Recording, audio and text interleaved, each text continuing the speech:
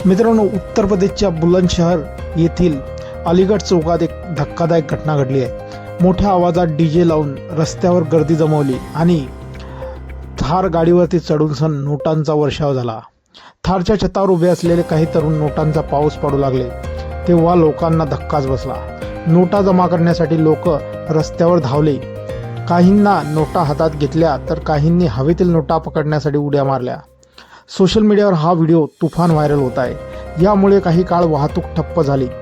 Viral व्हिडिओमध्ये स्पष्टपणे दिसत आहे की काही लोक काळ्या रंगाच्या थारवर चढले आहे। डीजे लावला आणि त्यानंतर एकाने त्याच्या खिशातून चलनी नोटांचं एक बंडल बाहेर काढलं आणि ते हवेत नोटा उडवायला लागले।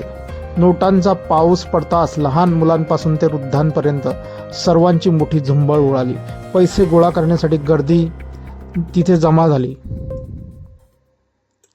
व्हिडिओ व्हायरल होताच बुलंदशहर पोलिसांनी या प्रकरणी दखल घेतली असून तपास सुरू झाला आणि पोलीस ठाण्याने व्हिडिओचे ठिकाण आणि वाहनाचा शोध लावला। एएसपी RA डॉक्टर तेजवीर सिंह यांनी दिलेल्या माहितीनुसार हा व्हिडिओ पहासू शहरातील अलीगढ स्क्वेअरचा आहे। लग्नाच्या वराती दरम्यान काही तरुणांनी थार कारवर चढून नोटा फेकल्या।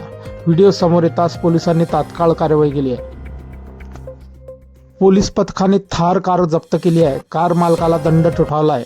संबंधित कलमाखाली गुन्हा दाखल करण्यात आला आहे।